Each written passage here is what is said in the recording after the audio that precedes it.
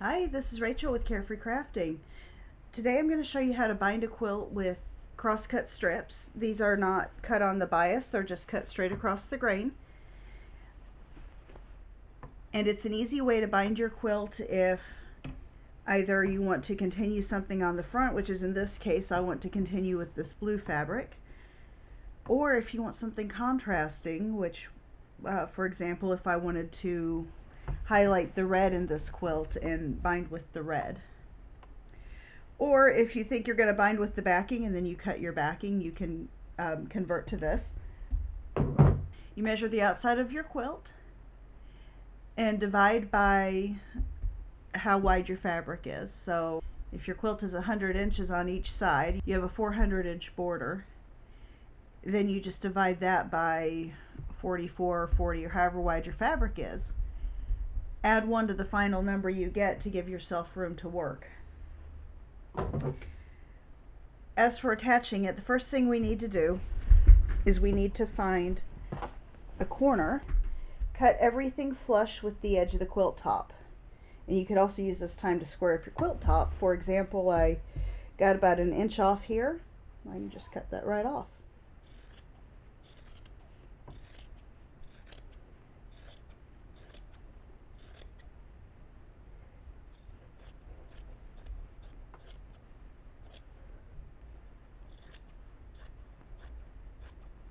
Now that we have everything flush with the top of the quilt, if you haven't already sewn your binding strips into one very long strip, that's your next step. Anything will work. In my case, I like 2.5-inch binding because you're going to fold it in half. Some people like 2-inch, some people like 3-inch. It depends on what you're comfortable working with and how dramatic you want the look to be. So I'm using this blue fabric for the binding because I just want the blue to continue to the edge. Two ways to do that. There are two ways you can do this. You can either attach first to the front and you'll have a narrower border, or you can attach to the back, and then when you wrap it around the front at the end, which you're about to see, you'll have a wider border, which would be nice if I was going to do this in a contrasting color, like if I was gonna for example, if I was going to highlight this red. There's a lot of red and blue and black in this quilt. So just like when we bind with the backing, we don't start at the corner, we start a little ways out. Just take your binding and fold it in half with the right side out. And then lay it on the edge of your quilt top. And leave yourself 6 or 7 inches before you start stitching. I'm going to show you a really easy way to finish this as well, so stick around to the end. I'm trying to be brief. We'll keep our 1/4-inch seam and keep the heavy needle that you were using for the quilting step.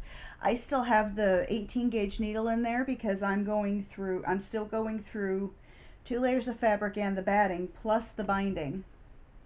And so a heavy gauge needle makes this much easier. You can pin this or clip this if you need to. I usually don't. You can fold this in half and press down the length if you really want to, if it makes it easier for you, but it's not necessary. I usually just skip it. So then we're going to sew all the way around 1/4 inch from the edge.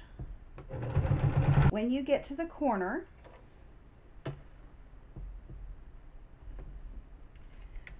fold it so that this edge continues and hold that crease, and then fold the binding so that it follows this edge, which will give you a 45-degree fold right there. Then we're going to stitch to the edge.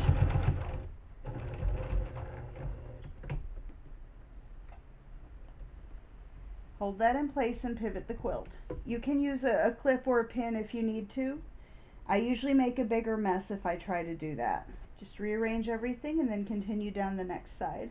I want to point something out. Here, I got a little bit off on my cutting, And my quilt top was shorter than the back and the batting.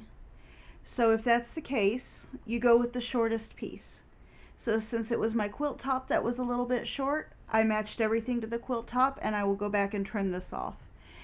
If the quilt top was longer than the batting or the backing, I would go with whatever was the shortest, match the binding to that, and then trim the rest of it. Just like that. So now we're at the end. Remember that gap I had you leave? With the 6 or 7 inches that wasn't stitched down? Let me show you where that comes in.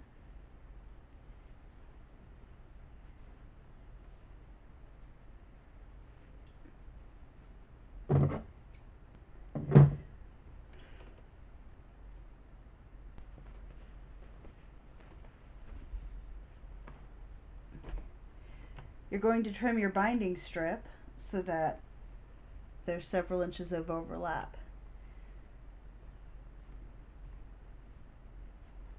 Now the correct way to do this is to put them together and kind of make a mitered corner. I've never been good at that. So what I do is I take one end, I just fold down about an inch, like that. Then I take the other end and I just overlap.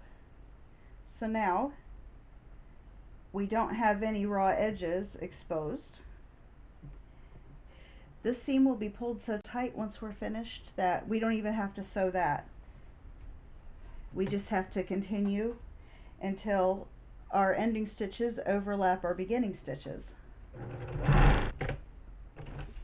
If you started from the front of the quilt, you do this next step also from the front of the quilt. If you started from the back of the quilt, you do it from the back. We're just going to fold this edge over, and then we stitch in the ditch here. But if you have anywhere where you didn't quite meet up, where your edges didn't quite meet up, you have to fix that first.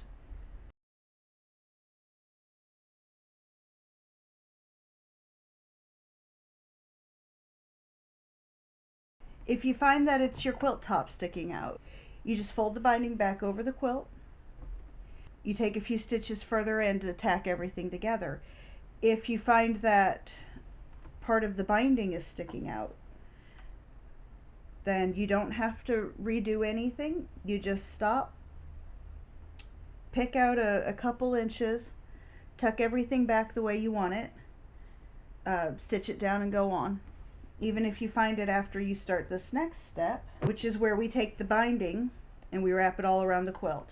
What we want to do is we want to take this binding and completely envelop these raw edges. Fold this over,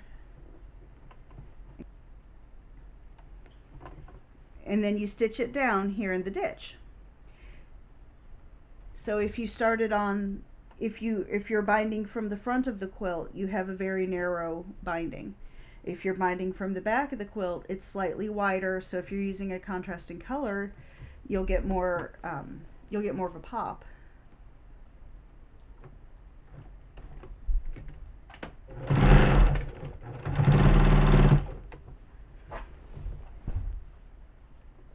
But this step here is why you want to leave the heavy needle on your sewing machine. And then just check as you go.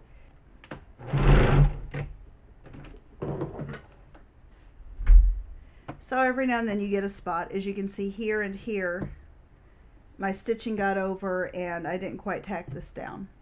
So now we'll work from the back and we'll just finagle this into place, and we'll put a few more stitches in it. If you're using thread that has a lot of contrast to your quilt top, you'll want to get the seam ripper, but if you're using thread that blends right in with your quilt top, you can just tack it down.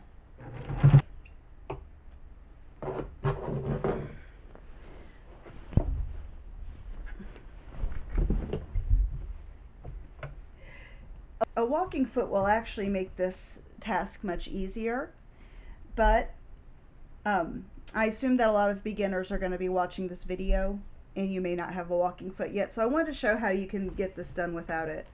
But if you have a walking foot, use the walking foot. Thanks for watching. Please like, share, and subscribe.